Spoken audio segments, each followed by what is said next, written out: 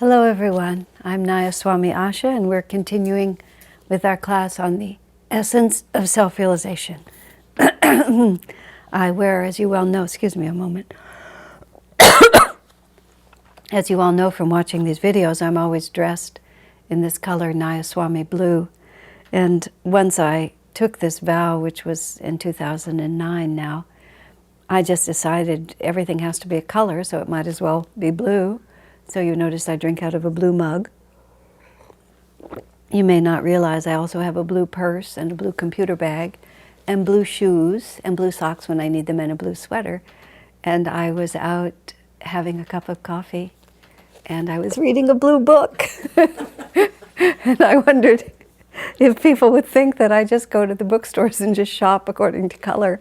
But it amused me. It was one of those sort of quiet chuckles that I had all by myself that I don't think anybody else really shared.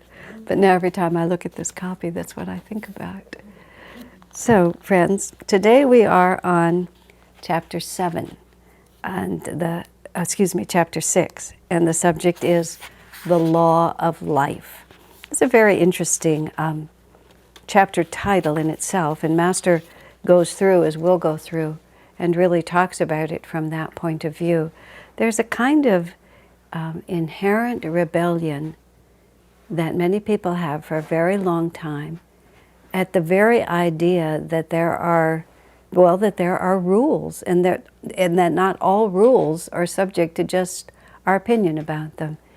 In the Festival of Light, Swamiji has this story about a little bird, and it's an allegory of the soul's long journey away from its home in God. And the first stage is the mission, in which God sends us out into this world. And this is an allegory, not a literal story, so we can't exactly draw the parallels to philosophical fact, but the soul is sent out and it has a mission to be fruitful, to multiply, and whatever it acquires to share with others. And the little bird starts out very dutifully, but then it gets involved in the excitement of being on its own, of flapping its wings, of having new experiences. And it begins to feel that the purpose of life is not really to share generously what I have with others, but to enjoy for myself, to gather, to gain. And in fact, the little bird in the Festival of Light says, "What else is wisdom, if not to keep what is mine for myself?" And we've always had a lot of fun with that line because, of course, you can pull it completely out of context and say, as Swami says in the Festival of Light, when, for example, one receives a big plate of cookies as a gift and there are other people in the room looking hungrily at those cookies, one can hold the cookies and say, "What else is wisdom if not to keep what is mine for myself?" And then take those cookies off and share them not at all with anyone. This is the principle. Even the devil can quote the scripture, meaning if you take it out of context, it won't make any sense at all. And that one is particularly sweet for misunderstanding. I was remembering once a little child. You know, parents love to think that their small children have great spiritual samskars and are great saints just waiting to be awakened as they grow older. And there was this little child, she was about 2, maybe 3, sitting on her mother's lap, and she was charming everyone in the room by singing, "Lord, I am thine, I am thine, I am thine, Lord, I am thine, I am thine." In her little lisping, sort of half-toony voice like that. And then all of a sudden, she saw something she wanted and she started saying, "Mine, mine, mine, mine, mine, mine." Just exactly the same energy. Well, the little child acts out in just a couple of minutes the whole allegory of the bird. And that stage where the bird says, you know, "What else is wisdom if not to keep what is mine for myself? I know God told me that my fulfillment would come through generosity and sharing with others, but I'm not really so sure that my experience supports that." And so the bird enters into what is called the second stage, which is called the revolt. And even though, as the Festival of Light says, repeatedly the bird lost everything he had, he still held on to this thought that I'm going to define it for myself And the experience I'm having now is much more true than this overarching reality. And then the allegory continues, and finally the bird suffers enough, and it loses enough times. It tries out its own version of truth, and its own experience teaches it that this doesn't really work. And at some point, after a time, and we do not know how long that is, because the soul's journey, the soul's long journey away from its home in God and returning back to the infinite is indeed a long one. After a time, it occurs to the tiny bird that this is not working. And so then the bird enters the third stage, which is called the quest. And that's really a very deeply important part of it. Because it's not that the bird goes from the revolt to realization. It's not like he rebels against the strictures that have been placed on him, he feels, by God or by circumstance, into a complete realization. He goes into the stage which is called the quest. And during the quest, the bird wants to know what's true.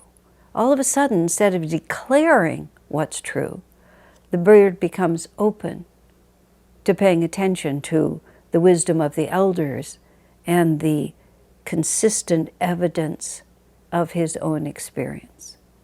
And that's where all of us are living. We're living mostly between the revolt and the quest. And the fourth stage is described as the state of a master, in which we recognize that we live, that our joy is the joy of others, and we live for the welfare and the well-being of all. And that fourth stage is called the redemption. Here then is the fourth and last stage in the soul's long journey, the redemption. I offer the little light that is in me into thy infinite light of bliss. Now, this chapter is called the law of life, and it deals with that reality between not really wanting to believe that the immediate evidence of our senses cannot be relied upon, but that we have to look at the long rhythm freedom of the soul. Now, almost all religious traditions impose upon people limitations on their behavior. And in fact, interestingly, in the Kali Yuga times, the last centuries that we've come out of, most particularly on the Christian Catholic side of things, there's been a lot of emphasis on hell and damnation. Swamiji often talks about the picture on the Sistine the ceiling of the Sistine Chapel that was painted by Michelangelo, and it's God creating man, and then it's also God condemning man to hell. And Swamiji sort of talks about how much energy he gleefully devoted to God condemning men to hell, and in fact some of the faces of the devil's captives down there were said to be the faces of Michelangelo's enemies, that he happily consigned them, as he painted all the people he didn't like, he consigned them to hell. There's a cartoon that I saw that's completely silly, and it's hell, and the devil is, you see all these people, and they're in the fiery furnaces, and they're being forced to do slave labor, and they're struggling, and then there's one guy, and he's pushing a wheelbarrow, and you can see he's whistling a happy tune as he goes, and the devil saying to one of his minions, no matter what we do, he just doesn't get the point. I mean, it's not a yogic cartoon, but it's just telling you how silly this whole thing is. Well, in any case, there was a lot of emphasis on if you don't, then you'll go to hell. And I was impressed when I was reading the life of Teresa of Avila, just sort of how intense this thought was. When she was a little child, of course, she grew up to be a great mystical saint. And mystical meaning she communed with God. She didn't merely follow the guidelines, but she actually transcended her ego and really merged into infinite consciousness. Master said that those of us who follow the path of self-realization, as he put it, he said, should study some of the saints, but only the saints he described who are in our line. And that might have had a more direct meaning in terms of the relationship of those saints to this particular line of gurus. Saint Teresa is one, Saint Teresa of Avila, and Saint Francis, and others of our line. Master said he didn't make the list longer, but the characteristics of both of those they weren't merely obedient monastics of the church. They actually communed with God, and they fulfilled the intention of those guidelines. They didn't just fulfill the letter of them, they fulfilled the purpose of them, which was to leave limiting conditions behind and go into infinite consciousness. Well, when Teresa of Avila was just a child, she reasoned it out. And she knew because she was a good daughter of the church at that time, she knew that there was this life and it was just a moment, and then there was an eternity in heaven or hell. Of course, when she began to commune with God, she began to understand it differently. An eternity in hell is completely inconsistent with an unconditionally loving God, but I'm not going to go into that in great detail. But she reasoned it out, and she also knew that if you were a martyr for God, if you willingly gave up your life in the service of God, then you could go to heaven for certain. So as a young child, she corralled one of her brothers to going with her, and they just set out down the road. And the way you got martyred in those days was you went and found the Moors, and you declared yourself to be a Christian to the Moors, and then the Moors would cheerfully cut off your head. And then you would be a martyr, and then it would be all settled. So Teresa figured that, a few decades on this planet weren't worth it compared to an eternity in heaven. So she got her brother, and they just set off down the road in search of the Moors. I mean, it was very logical, really, when you think about it, and not unreasonable given the theology. Of course, her parents noticed their absence and galloped off on their horses and found them and forced them to come home again, much to Teresa's great disappointment. She had it all worked out. And in the end, of course, she left a worldly life and became a nun and became a great saint. Now, the whole point of there being a law of life, and in one of the 9 sections we have today, Master talks about the fact that the injunctions, I was starting to say, the injunctions that all religions and all scriptures give us, I mean, we tend to have this thought in our mind that God wants us to be miserable. And this is corroborated by the wrong emphasis that many Christian or Catholic groups take on the life of Jesus. The emphasis is on how much he suffered, and they have extrapolated from that the more we suffer, the more pleasing we are to God. And it's really missing the point. It's missing the point of Jesus' life itself, because the life of Jesus was one of enormous triumph. I was, the image of Jesus crucified on the cross, for those who are not raised on it and never have a reason to question it, is really very grim. And I was raised Jewish, so I never had to look at it. I didn't grow up seeing it as a child. But I was in Vienna a number of years ago. David and I were just on a holiday there. And the famous Vienna Boys Choir would sing at Catholic Mass on Sunday morning at a particular church.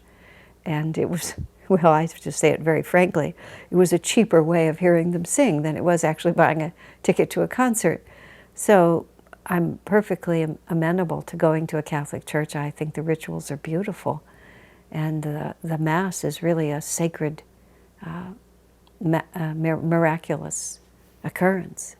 So I was very happy to be there. And I don't know exactly who was responsible, but there was a crucifix there that was entirely different than any I had ever seen before. It had Jesus with his arms outstretched, as it always is, but he wasn't hanging from the cross. Often the pictures have him with his head down, and everything about him is miserable. And this one, He had his arms outstretched, he had his head up, and he was looking, outward and upward. And it was really more like he had placed himself on the cross rather than that he had been forced onto the cross. And of course it was just a perfect sort of shifting of that image. Because yes, Jesus did willingly sacrifice his physical body and take on the the karma of his disciples and advance them greatly spiritually by doing it. They call that the forgiveness of sin and all sorts of things like that. But he wasn't coerced into doing it. And it was a sacrifice that he willingly made, joyously made. And to take it even farther, whether a master actually even experiences his physical body is something he has control over. So yes, the physical body, as a human body, was subjected to a great deal of unpleasantness. There's no doubt about it. But whether or not Jesus focused his infinite consciousness on the physical sensations of that one body, or whether those sensations were part of the infinite reality of which he was conscious, was something that was completely within his control. And he may have, to an extent, chosen to enter into that experience, but so differently. And I've always appreciated that image. And ever since, whenever I think of Jesus being crucified, I think of that moment in the Garden of Gethsemane when the Roman cohort came to arrest him, and instead of shrinking back, as is natural for most people to do when faced with something difficult in front of them, most of us, when we see difficult karma coming, we want to make ourselves small enough or hide under the chair. But Jesus stepped forward and said, "I am the one you were seeking." And they describe in the Bible how the force of his stepping into that karma was so great that the soldiers actually fell backward to the ground. And even the meaning of if someone strikes you on one cheek, turn to them the other, is the same meaning. Instead of shrinking from what God and your karma is giving you, step into it. Embrace it with courage. And that's really the way to overcome it. It's not about the more I suffer, the more God will be pleased. God does not want us to suffer at all. But there is a law of life. And it's the way we're made. And as Master often puts it, God can't break his own laws. I mean, think of it like this. Think of a candle flame. And Master writes about this. Think of a candle flame. If you put your finger in that candle flame, your skin is not made to be able to endure that without pain. And God wants us to suffer. He wants us to understand that if we put our relatively fragile bodies too close to fire, too close to heat, they'll get injured. And our lives may even be prematurely ended, or our health will be compromised. So he teaches us. And every little child has to learn the lesson of hot. And mother has to decide whether to let him burn himself a little. Whether to keep him from ever having that experience or letting him learn. Oh, this is hot. And then after that he knows, don't touch that. That's hot. Now, we don't rebel against that. I mean, yes, it's possible to transcend all physical conditions. That sort of is in the back of my mind. But as ordinary human beings in the ordinary course of life, we take it for granted. I don't want to put my hand into the fire because the experience will be unpleasant. There's no mystery there. Now, everything else that ends up being the law of life about how we have to behave is no more arbitrary than putting your hand in fire and having it burned, but it isn't as obvious. And that's where the difficulty comes.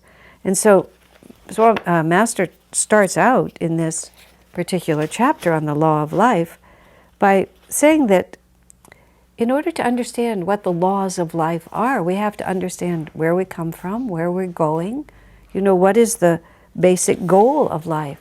And he says very interestingly, through the eyes of worldly people, and what he means when he says worldly people is people who take their meaning from the material world around them, who don't think about a reality transcending that, but just take their values and their definition from what the senses see. And really, that's how almost everyone lives. What house do you have? Who are you married to? What are your children doing? What am I going to wear today? How am I going to keep myself looking younger? You know, what kind of car do you drive? Just everything. How much money do you have in the bank? It's just like all the things of this world just stack up, and that's the definition of life. And Swamiji says that to worldly people, life is infinitely complex, he says, because there are countless desires to be fulfilled, and we can seek fulfillment in innumerable ways.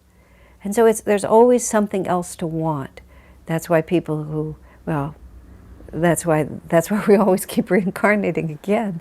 There's always something new to want. And once we start going down that row, we have this house, we have that house, we travel to this country, we have this pair of shoes, we need another pair of shoes, we have these friends, we need other friends. You can just spin it out, and it goes on almost without end. But so, Master also tells us that there are, behind that seeming complexity, there are certain universal basic realities that every human being shares. And he enumerates them out this way. He said, everyone wants to exist. Everyone wants to be conscious, to be aware. We fear being obliterated. He said, but it's not enough. And Darwin called that the need to survive. The instinctive self-protection that causes us to want to continue our existence. It's a fascinating thing how hard people will fight to stay alive. What kind of conditions people will endure. We have an intuitive understanding that our life has value. We may not understand what that value really is, but it's instinctive within us to protect it. But Master goes on to explain that people don't want merely to exist. We don't want to just exist in a coma. Nobody looks at someone who may have been injured to the point of becoming entering what they call medically a permanent vegetative state. Nobody thinks that that's a desirable thing. We don't want to exist at all costs. We also want to have awareness. We want to be able to experience our own life. But even just experience and being conscious of our own continuing existence is not enough, because if the pain of our existence is too great, then we may long for death instead. So what we want is continued existence with awareness, but we want that awareness not to be of pain, but of happiness, and in truth, of bliss. Now this brings us to what is really the most exquisite definition of God that there is, first proposed by Adi Shankaracharya, and Master amended it slightly, which is the word Sat-Chid Ananda, which Master described as ever-existing, ever-conscious, ever-new bliss. And Master says that we can speak of God as light or as sound or as wisdom, but defining God as ever-existing, ever-conscious, ever-new bliss gives us a sense of where we are going. And when we then speak about realizing God or uniting our consciousness with God, knowing ourselves as divine, when you think of it as Satchidananda, then it speaks to our heart. And it gives us a goal that all of us understand why we would want to have that. No fear of death, no shadow of pain, and the ability always to enjoy both of those realities. And so Master writes that we get confused and get drawn into all these other cul-de-sacs, really, of promised fulfillment that don't, in the end, really bring us what we want, because we've lost touch with that basic Satchidananda. And there's another factor to it, too, which is we deeply know in our own hearts that this is our destiny.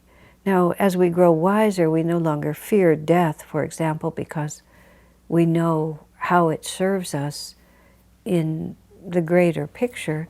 But nonetheless, we don't desire to go unconscious, and we definitely rebel when we experience pain, and we begin to sort of try to find a way in our life to minimize pain and to bring into our lives more joy. This is the first of the fundamental laws of life, that this is what everybody wants. You take something as unsophisticated as a worm, and if you poke it with something sharp, it will make an effort to get away. Because it knows that here comes pain and I don't want to have it. It's all creatures, all beings want to experience bliss and want to escape pain. So that's the first premise of the law of life. And then what follows is, well, how do we do that? And I was talking a little while ago about the bird, and the bird begins to feel that there's a great deal of pleasure in enjoying what I define as myself. And this is what worldly people begin to experience. They see themselves as separate from a greater reality. And nowadays it's almost considered a virtue to have a certain callous disregard for the welfare of others. You know, we negotiate hard, we get what we want, we make our place in this world, and we have to be tough enough not to care what happens to other people. And it's the second stage of the soul's long journey. It's the revolt. What else is wisdom if not to keep what is mine for myself and to get more of it? But the difficulty that comes to us is that it's not the way that we are made. If we callously disregard the needs and the welfare of others, then others have an annoying way of callously disregarding our needs and our welfare. The Bible puts it very simply, as ye sow, so shall ye reap. And that is simply the law of karma, as cause and effect as it pertains to human life.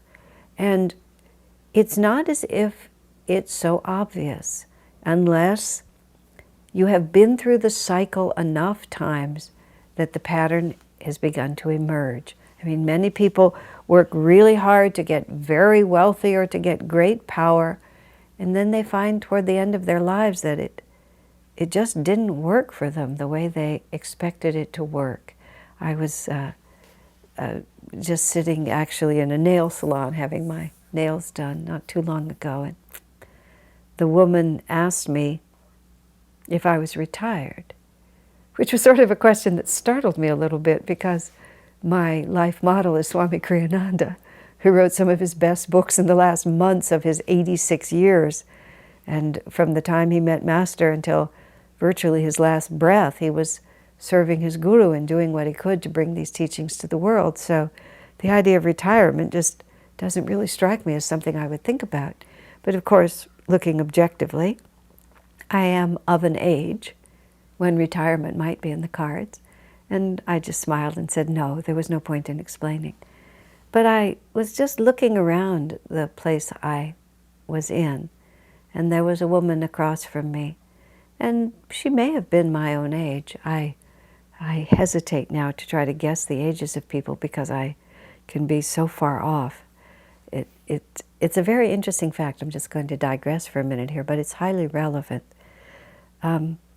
Because the people at Ananda and the people who do Kriya and who meditate identify more with the energy that flows through us rather than the physical body that we carry around as the vehicle for that energy to flow through.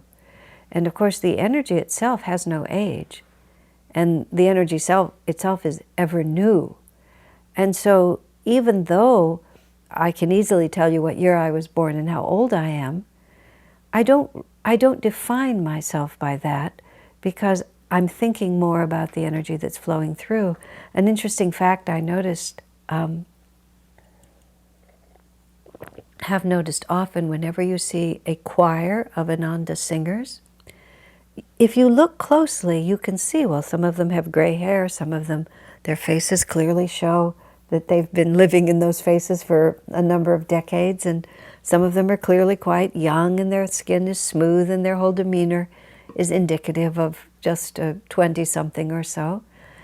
But as soon as they start to sing, it's very hard to tell what anybody's age is. Even when right in front of you, the woman in the first row is tottering and being supported by the person next to her, still when you just look at them sing, they all become the vibration of the music. And their physical bodies actually look different. And more than that, their consciousness is changed by that. But people who don't have an understanding of the non-material dimension of life, but just exist in their bodies with the thought that this is all there is, then their bodies really look really different. They age much faster, and they look their age because they identify with it. That's the only way I can put it. So I was sitting in this shop, and I just looked across at the woman on the other side, and as I was saying, I suspect we were very close to the same number of years in our body. But she looked just worn out. That was the only way I could think of it. She just had no light. She had no ever-newness about her. And I suspected, both from her conversation and her demeanor, that this was probably the highlight of her day. You know, that I was just fitting it in because I needed a break. But for her, I could see it was a main activity. And my heart hurt for her because she didn't have that joyful happiness in her eyes. She didn't have it in her voice. She didn't have it in her conversation. She had not understood the law of life, and it had caught up with her. Sometimes, I remember a couple of times particularly, I've been in the supermarket, and I've seen a mother and daughter shopping together. And in these cases that I'm speaking of, the mother had not kept herself young. You know, her body had become, what's exactly the word? She'd let herself go, is the only way I can think of it. I know that's an expression that people use about women, but sometimes it's really true. It's not just a question of whether your body has rounded out when you've gotten older or your hair has turned gray. It's a kind of giving up. And I would see the mother and the daughter still had all that vitality of being really young. That sort of, the body is new, and the character has not made an impression on the body yet. And for the mother, the character and the attitude had made a very strong impression on the body. And you could see that the daughter believed she would never become her mother. But unfortunately, I could see that the character of the daughter was exactly like her mother's, and that it was just going to happen. And these are the laws that Master talks about. You know, the spiritual injunctions, he says it, against attachment, against anger, against greed, against lust, against taking advantage of your neighbor. Because when you do those things, you dissipate your life force, and you do not sow the seeds of happiness. You do not sow the seeds of fulfillment. And this is where all of these ideas come from. And it's not God punishing us or trying to make it no fun for us. It's God telling us, look, if you behave in these certain ways, then the result of that will not be what you want.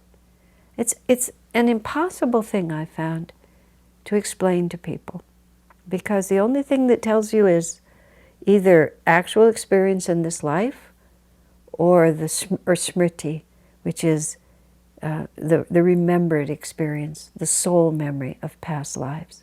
You know, there are certain people who will freely, if I fall in love with this married man, or if I just have a desire for this married man, I'll just take him from his wife. What difference does it make? But if one remembers the guilt and the shame and the unhappiness and the abandonment that may come from such a careless action, then all of a sudden it's not that you have to hear the 10 commandments, thou shalt not covet thy neighbor's wife. It's just the very thought of doing it brings with it, with the whatever momentary rush of pleasure may tantalize you, you also simultaneously remember that that path does not lead to fulfillment. I had a friend talking to me, and she was talking about the fact that, let me think, how her husband was a philanderer. Yes, exactly. Her husband was a philanderer. He was a womanizer. It was almost an open secret. And she was terribly unhappy about that, and no amount of effort on her part could change his behavior. And she lived in a culture and in a family where it was not so easy to break the marriage apart. Plus there were children and other things to consider. And she had the intuition, which was confirmed by somebody who was able to read past lives, the most obvious intuition in the world, that she too, at one point, in a previous incarnation, had been a very wealthy man. And he had a very dear and loving wife at that point. And as a man, he just indulged his appetites and paid no attention to her misery. And he very simply, he got to experience it. He got to be the abandoned woman, and he got to feel the anger and the helpless humiliation of that position. Now, whether we have to go through many incarnations or whether the lessons catch up with us really quickly, sooner or later we discover that certain attitudes bring certain results. If we're unkind to people, people are unkind to us. If we're always trying to get power over others, very simple thing happens. People try to get power over us. And when that moment comes, they're ruthless, if we have been ruthless. And then all of a sudden we're so outraged. But this is the revolt, that we can define morality any way we want. You know, it's interesting.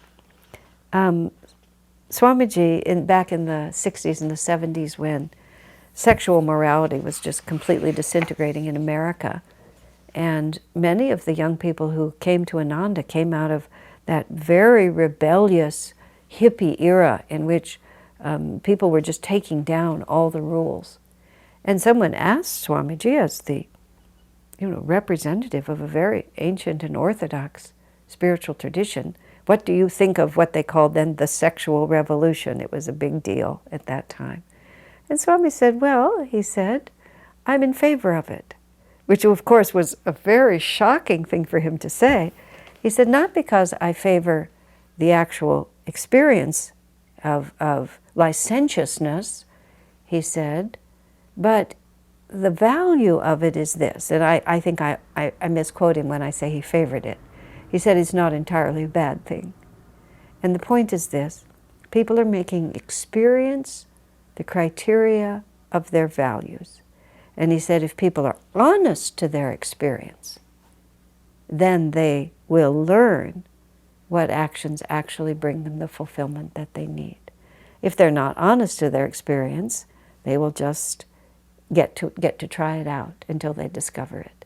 But licentious living destroys your health, destroys your peace of mind, it destroys the harmony of your home.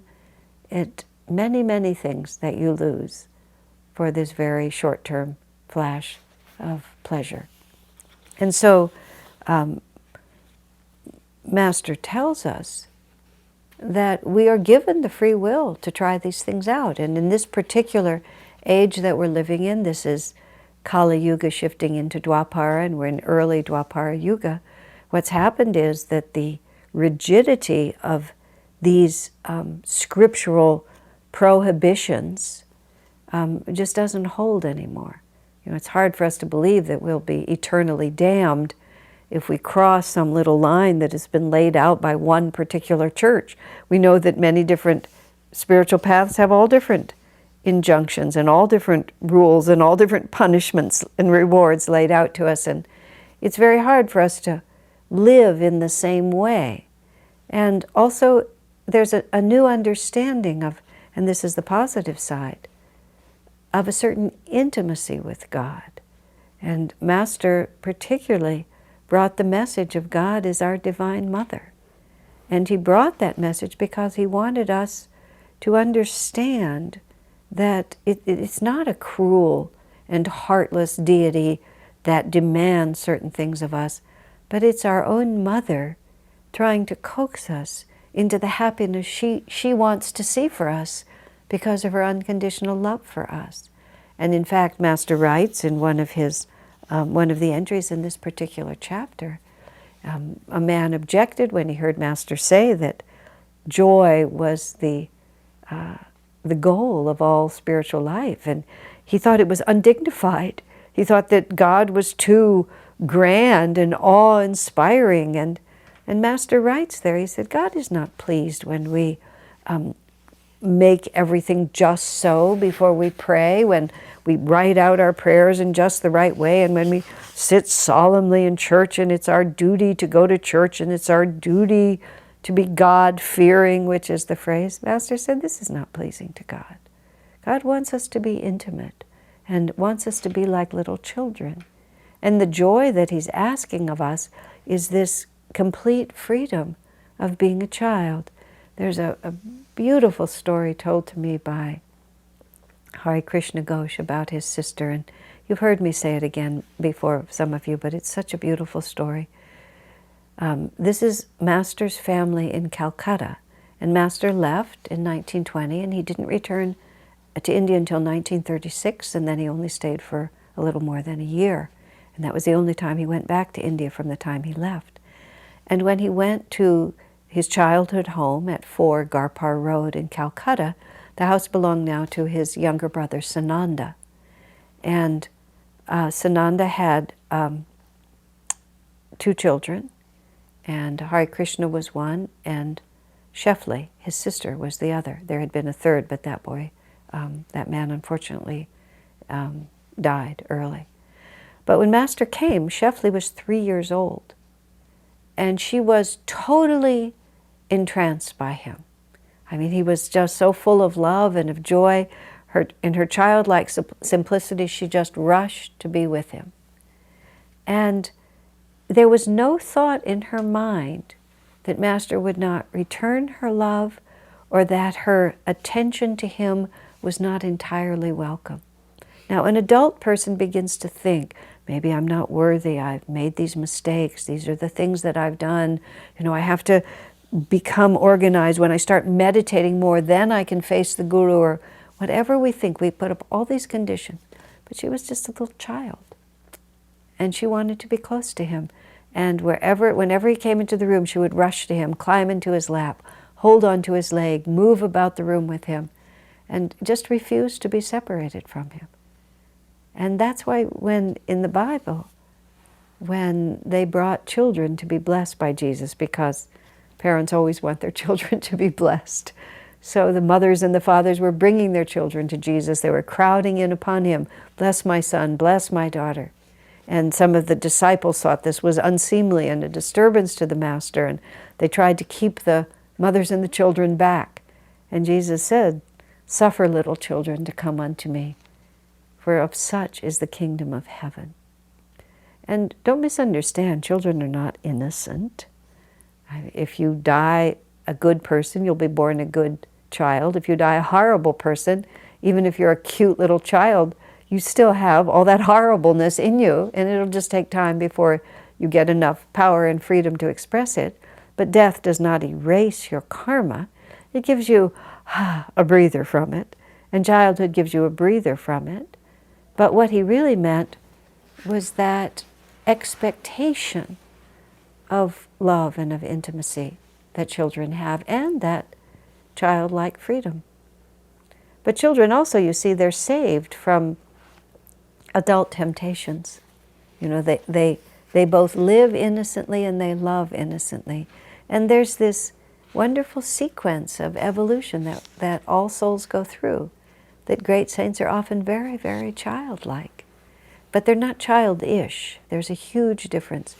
It's the childlike quality of understanding the law of life and living by it. Swamiji once made an interesting comment, because there's so much talk about accepting yourself and loving yourself. And Swamiji just said once, well, you can't love, let me think how he put it first of all. He said you just can't love yourself helter-skelter. There's many things about you that aren't at all lovable. It was just sort of putting the myth to this idea that there is no law of life, that we can just declare a certain way. And then he said, the only way to true self-acceptance, he said, is to have a clear conscience. In other words, to live according to how the soul wants to live. Now, bear in mind, the law of life is directional. And we have to be sincere according to what we understand. We can say that this is happiness producing, this is misery producing, but until we know it, we don't know it. And a loving mother, you see, and this is where having that intimate relationship with God, especially as a mother, opens the door for us spiritually, because a mother recognizes that the child has to go through many stages. And the mother with children of many different ages doesn't treat her 4-year-old and doesn't have the same expectations of her 4-year-old child that she would have of her 16-year-old. When you're 16, by then you have a certain maturity, and you need, the loving mother will expect you to act on that maturity. When you're 4 years old, you have a certain maturity, and the mother will expect you to act on that maturity and won't expect you to know more than you know. And so even though there are these laws of life, these ways of being that are happiness producing, and these ways of being that lead us to more suffering, it's directional. And this is one of the wonderful contributions that Swamiji has given us to understanding these teachings, is that it depends on where you're standing, what your next step is. Somebody who's far more advanced than you, if they acted as you acted, they would be going backward. When the 16-year-old acts like a 4-year-old, it's not acceptable anymore. But when the 4-year-old acts like a 4-year-old, he gets complimented for doing 4-year-old things, because that is who he's become. He's fulfilling the law of life by being who he is and learning from that experience and listening to his mother. And so in our life, as we go through and we discover that we're suffering, because this is also, and Master deals with this, why does God allow us to suffer? And Master tries to explain it to us. It's not God who makes us suffer. It's that when we transgress the law, if we put our hands into a candle flame, if we overindulge and behave as if the physical body were indestructible and the laws of health and well-being and self-restraint don't apply, and then that body breaks down, it's not God's fault. If we're so overcome by all of our passions and our emotions that we have no nobility in our relations with others, and we either attract to us people of equally crass nature or drive out of our lives those of noble character and find ourselves lost and alone, that's not God's fault. It's just the law of life. And this is the way creation is made. And when we understand that the mother loves us, and it's even the child doesn't always understand that the mother loves us. And that's something that we have to come to slowly. And just as, it's sort of a joke that when a child moves between the age of 18 and 21 or 24, he sometimes remarks how remarkably more intelligent his parents became over those 6 years. But what's actually happened is he's begun to understand what was there all the time. And if it can happen so obviously in human relationships, that's what happens to us in our divine relationship. When we begin to conform our energy to the basic principles of right living, we begin to discover a freedom in that. We think freedom is the ability to indulge ourselves in any direction that we want. But that fulfillment is so ephemeral and so dependent on factors beyond our control that we quickly discover that far from being free when we constantly indulge our appetites, we actually become, well, the simple word is a slave to those appetites. We become addicted to foods that are wrong for us. We can literally become addicted to drugs or to alcohol. We can certainly become addicted to sensuality or to sloth or whatever it might be. And only when we gradually begin to live in the way that we are made do we begin to realize that the satisfaction of that is so much deeper.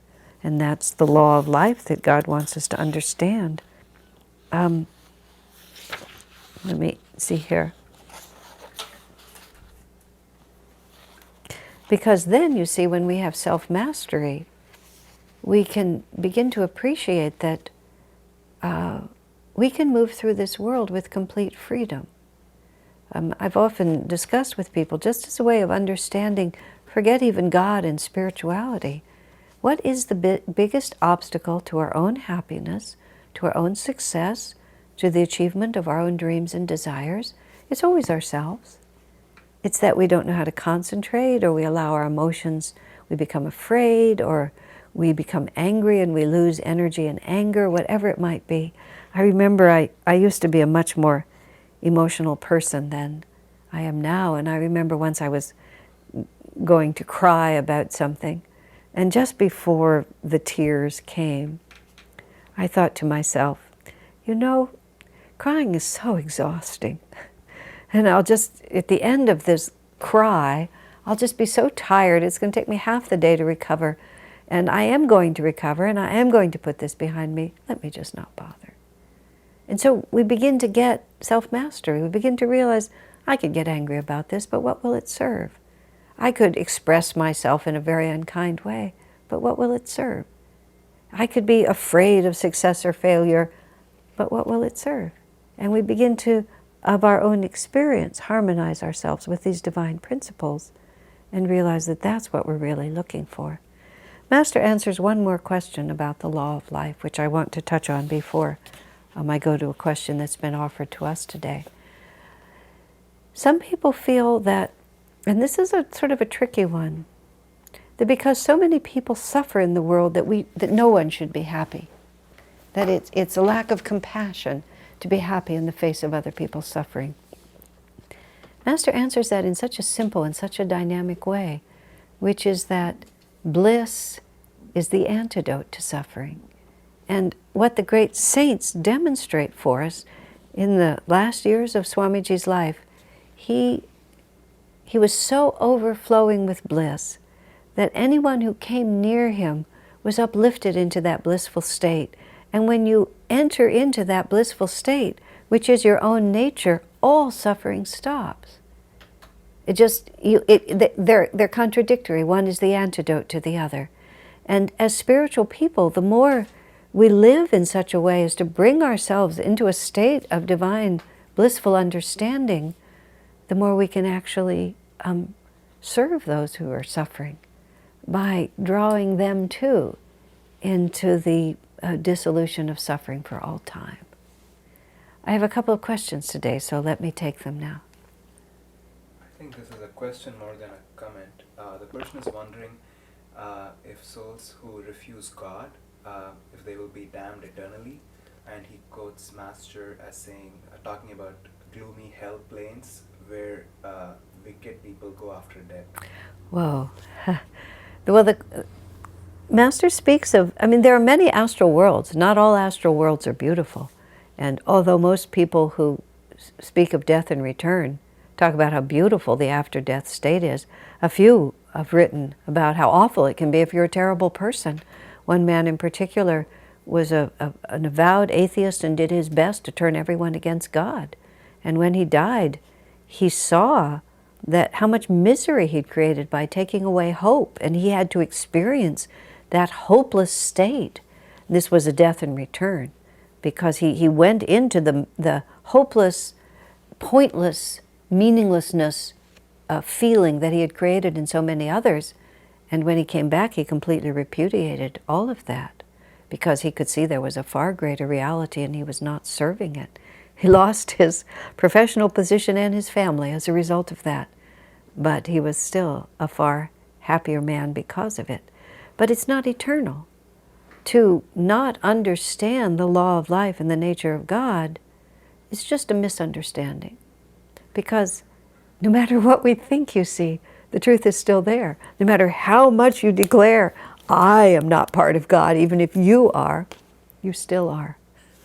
And sooner or later, and if you want it to be, it will be later, you will reap the consequences of your wrong thinking, and the revolt will gradually lead to the quest. And yes, when the physical body is removed, the way Swamiji describes it, all feelings are intensified. And if you've been evil, if you've been cruel, if you've been greedy, if you've broken the law of life in many ways, you will reap what you sow. And you will go to very unpleasant states. And you will be born again into very unpleasant conditions. And that may happen for a very long time, until, by your own suffering, you release your hold on your wrong ideas and begin to ask a question. Lord, what is really going on here? I mean, there's two ways to say, what is going on here? God, what is going on here?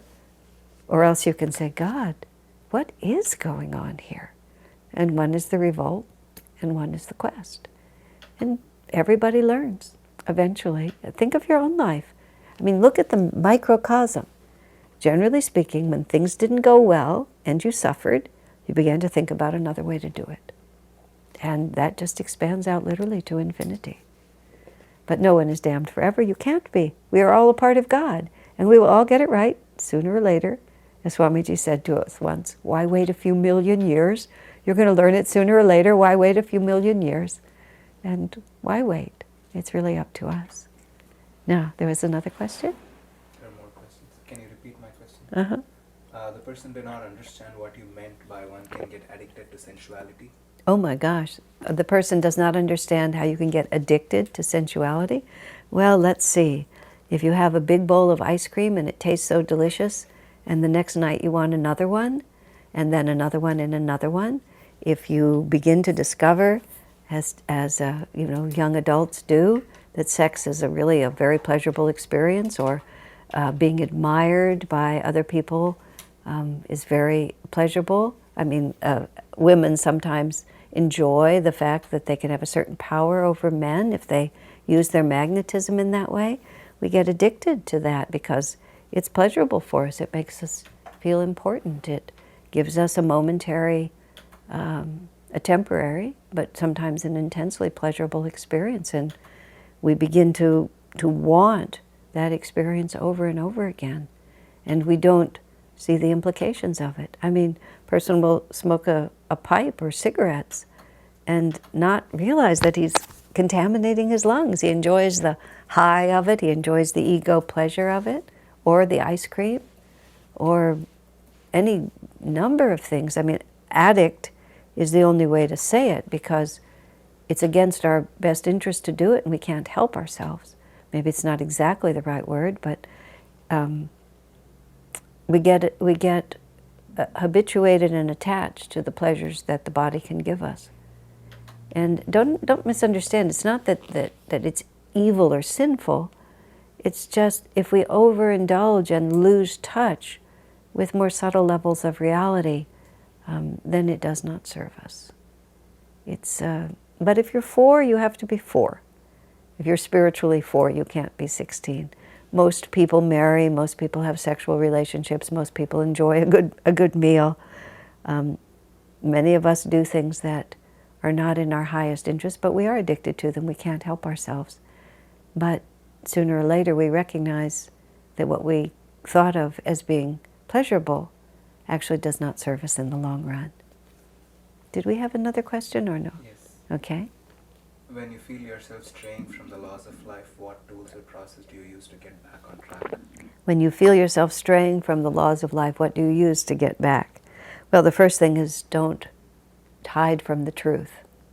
The first thing is just to admit it. Wow, this was not such a good idea.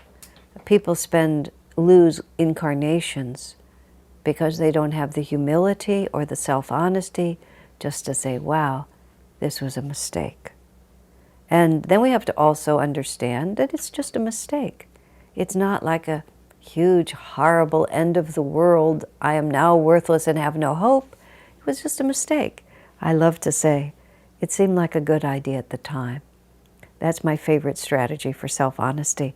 Well, it seemed like a good idea at the time, but now I can see it wasn't such a good idea. Once you just admit it, then that takes away 90% of the difficulty. Even if you find yourself drawn into exactly the same situation again, as soon as your center comes back to you, say, okay, that wasn't such a good idea.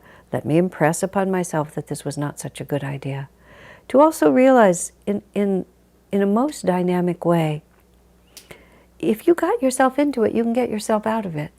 I think of it like that. If once I was extremely far away from where I wanted to be spiritually, and I was feeling rather helpless in that reality. And then it just crossed my mind so simply, honey, a step at a time, talking to myself, a step at a time, you walked in the wrong direction, just turn around and walk back. And I did. It took a little time, it took a little effort. I'd become a little bit attached to some of my bad habits, but I just turned around and walked back. And having that just complete understanding, I got myself into this, I can get myself out of it. And another most important thing to remember is God doesn't really care.